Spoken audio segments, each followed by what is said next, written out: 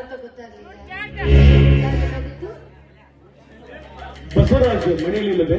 ಇಲ್ಲ, ಅವರು ಹೊರಗಡೆ ಹೋಗಿದ್ದಾರೆ. ಅಂದಹಾಗೆ ತಾವು ಯಾರು ಅಂತ ಗೊತ್ತಾಗ್ಲಿಲ್ಲ. ನಾನು ಇದೇ ಊರ ಭೂ ಅಭಿವೃದ್ಧಿ ಬ್ಯಾಂಕ್ ಮ್ಯಾನೇಜರ್. ನನ್ನ ಹೆಸರು ಗಂಗಾಧರ್ ಅಂತ. ನಮಸ್ತೆ. ನಮಸ್ತೆ. ಕುಳಿತುಕೊಳ್ಳಿ, ಕಾಫಿ ತರ್ತೀನಿ. ಬಸವರಾಜ್ ಮನೆಯಲ್ಲಿದ್ದಾಗ ನಾನೊಬ್ಬಳು ಈ ಮನೆಯಲ್ಲಿ ಕುಳಿತುಕೊಳ್ಳೋದು ಪರವಾಗಿಲ್ಲ, ಕುಳಿತುಕೊಳ್ಳಿ, ಕಾಫಿ ತರ್ತೀನಿ. ಕಾಫಿ ಬೇಡ? ಬೇಡ, ಜಸ್ಟ್ ಒನ್ ಕಪ್ ನೀರಾದ ಸಾಕು.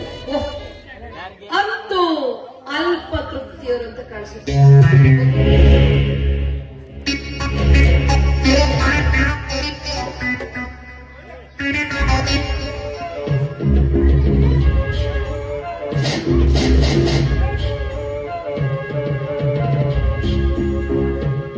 ಏಳಿವಳ ಬೆಡಗು ಬೆಣ್ಣಾಡ, ತಾವರಿಯಂತಹ ಕಣ್ಣುಗಳು ಹಂಸದಂತಹ ನಡುಗೆ, ಮೃದುವಾದ ಮದ ತುದಿಗೆ ಬಣ್ಣ ಬಳಿದಂತೆ ಕನ್ನಡಿಯಲ್ಲಿ ನೋಡಿಕೊಳ್ಳುವ ಇವಳ ಮೈ ಬಣ್ಣ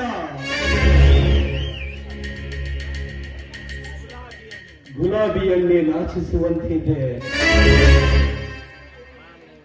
ನಾನೆಣಿಸಿದಂತೆ ಇವಳೇನಾದ್ರೂ ನನ್ನವಳಾದ್ರೆ ನನ್ನ ಭಾಗ್ಯಕ್ಕೆ ಮಿತಿಯೇ ಇಲ್ಲ.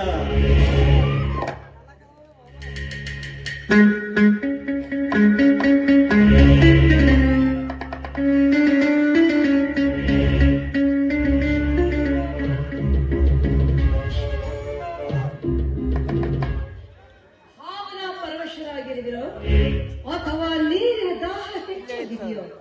ಗ್ಲಾಸ್ ಎಲ್ಲಿದೆ? ಗೊತ್ತಾಗ್ಲಿಲ್ಲ.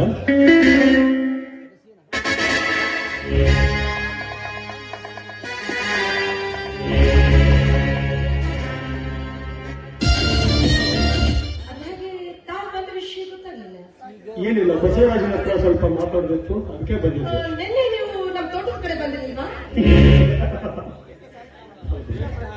ಸುಂದರವಾದ ಹೂಗಳಿರುವ ತೋಟದಲ್ಲಿ ಪ್ರತಿನಿತ್ಯ ಸಂಚರಿಸುವುದು ನನ್ನ ಹವ್ಯಾಸ. ನಾನು ನಿಮ್ಮನ್ನು ನೋಡಿದೆ. ನಾನು ಕೂಡ ನಿಮ್ಮನ್ನ ನೋಡಿದೆ. ಆದ್ರೆ ಮಾತಾಡಿಸ್ಬೇಕಾಗಿತ್ತು. ನೋಡಿ, ನಾವು ನೀವು ಮಾತಾಡೋದು, ಬೇರೆ ಯಾರಾದ್ರೂ ನೋಡೋದು, ಅವ್ರು ಬಂದು ನಿಮ್ಮನೆಯವ್ರ ಹತ್ರ ಹೇಳೋದು, ಸುಮ್ಮನೆ ನಿಮ್ಗೆ ಯಾಕೆ ತೊಂದ್ರೆ ಅಂತ. ನನಗೆ ಯಾರ ಭಯವೂ ಇಲ್ಲ.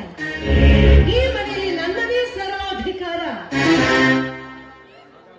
ಹಾಗಾದ್ರೆ ನಾಳೆ ಸಾಯಂಕಾಲ 6 ಗಂಟೆಗೆ ತೋಟದ ಕಡೆ ಬರ್ತೀರಾ? ಖಂಡಿತ ಕಿಸ್ ಮಾಡಬಾರ್ದು, ಸಾರಿ, ಮಿಸ್ ಮಾಡಬಾರ್ದು. ಖಂಡಿತ ಬರ್ತೀನಿ. ಬರಲ್ಲ?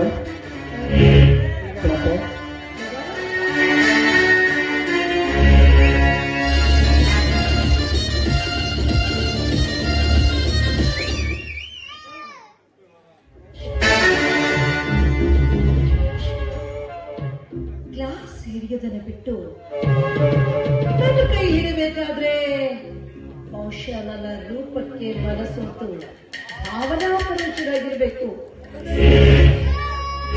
ಅವರ ಕೈ ಸ್ಪಷ್ಟವಾದ ತಕ್ಷಣ ಆಸೆಯನ್ನು ಕುರಿಸಿತು, ಪ್ರೀತಿ ಉಕ್ಕೇರಿತು, ಮನಸ್ಸು ಹೊಯ್ದಾಡಿತು.